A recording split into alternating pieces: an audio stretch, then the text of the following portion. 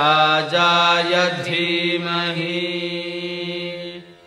तन्नो धन्वन्तरिः प्रचोदयात्।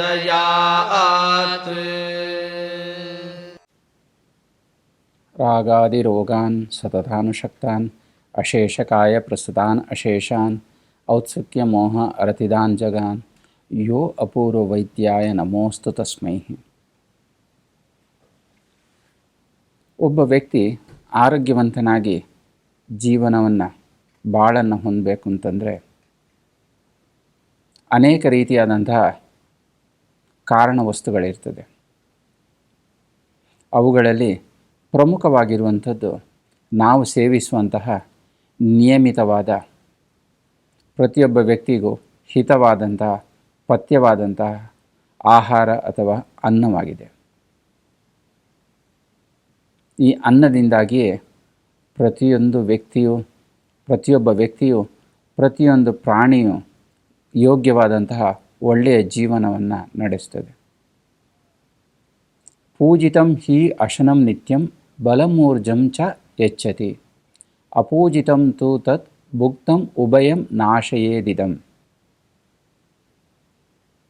ನಾವು ಮಾಡುವಂತಹ ಅಶನ ಅಥವಾ ಸೇವಿಸುವಂಥ ಅನ್ನ ಅಥವಾ ಆಹಾರ, ಪ್ರತಿನಿತ್ಯ ಸೇವಿಸುವಂತಹ ಭೋಜನ, ಊಟ, ಅದನ್ನು ಪೂಜನೆ ಮಾಡಿ ಪೂಜ್ಯ ಮನೋಭಾವದಿಂದ ಯೋಗ್ಯ ಪ್ರಮಾಣದಲ್ಲಿ ಸೇವಿಸಿದಾಗ ಬಲಮೂರ್ಜಂ, ಬಲ ಹಾಗೂ ಊರ್ಜ ಅಥವಾ ಶಕ್ತಿಯನ್ನು ನೀಡುವಂಥದ್ದು.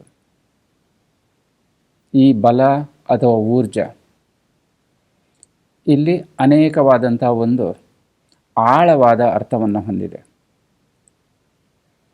ಬಲ, ಊರ್ಜ ಅಥವಾ ಶಕ್ತಿಯನ್ನು ನೀಡುವುದು ಅಂತ ಹೇಳಿದರೆ ವ್ಯಕ್ತಿಯ ಶರೀರದ ಪೋಷಣೆ ಹಾಗೂ ಮನಸ್ಸಿನ ಪೋಷಣೆ ಈ ಪೂಜಿತವಾದ ಅಶನ ಅಥವಾ ಅನ್ನ, ಆಹಾರದಿಂದ ಆಗ್ತದೆ.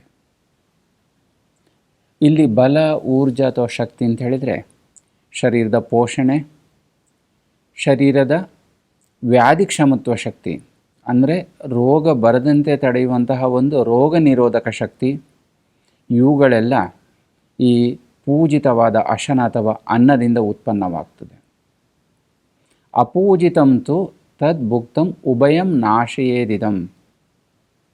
ಅಪೂಜಿತ ಅಥವಾ ಪೂಜ್ಯ ಮನೋಭಾವನೆಯಿಂದ ಹೊಂದದೆ ಆಹಾರದ ಬಗ್ಗೆ ನಿಂದನೆಯನ್ನು ಮಾಡ್ತಾ ತೆಗಳ್ತಾ ಆಹಾರ ಅಥವಾ ಅನ್ನವನ್ನು ಸೇವಿಸಿದರೆ ಅದು ಶರೀರಕ್ಕೆ ಬಲ ಅಥವಾ ಊರ್ಜ, ಶಕ್ತಿಯನ್ನು ನೀಡುವುದಿಲ್ಲ.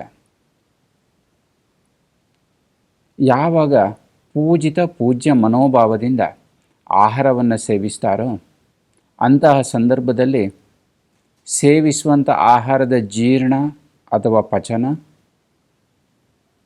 ಹಾಗೂ ಶರೀರದಲ್ಲಿ ಇವುಗಳಿಂದ ಆಗುವಂತಹ ಪೋಷಣೆ, ಆರೋಗ್ಯದ ಪರಿಪಾಲನೆ ಯೋಗ್ಯ ರೀತಿಯಲ್ಲಿ ಆಗ್ತದೆ.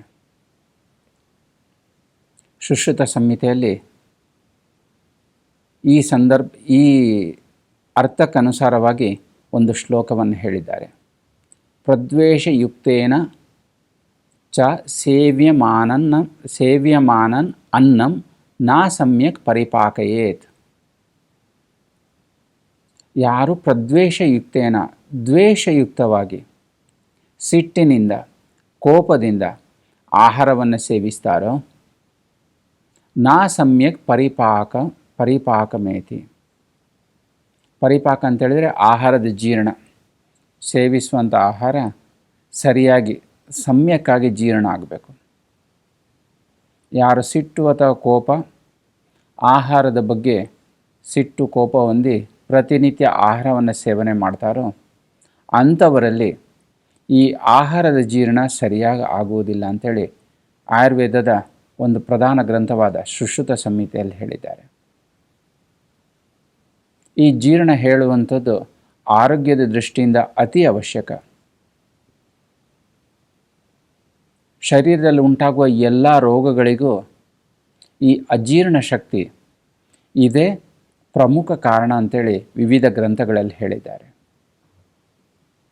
ಯಾರು ಅಜೀರ್ಣವನ್ನು ಹೊಂದದೆ ಯೋಗ್ಯವಾದ ರೀತಿಯಲ್ಲಿ ಆಹಾರ ಜೀರ್ಣವಾಗುವುದನ್ನು ಬಯಸ್ತಾರೋ ಅಂಥವರು ಪ್ರದ್ವೇಷಯುಕ್ತೇನ ಅಂದರೆ ಸಿಟ್ಟು ಹಾಗೂ ಕೋಪಗಳಿಂದ ಕೂಡಿ ಆಹಾರವನ್ನು ಸೇವನೆ ಮಾಡಬಾರ್ದು ಅಂತೇಳಿ ಹೇಳಿದ್ದಾರೆ.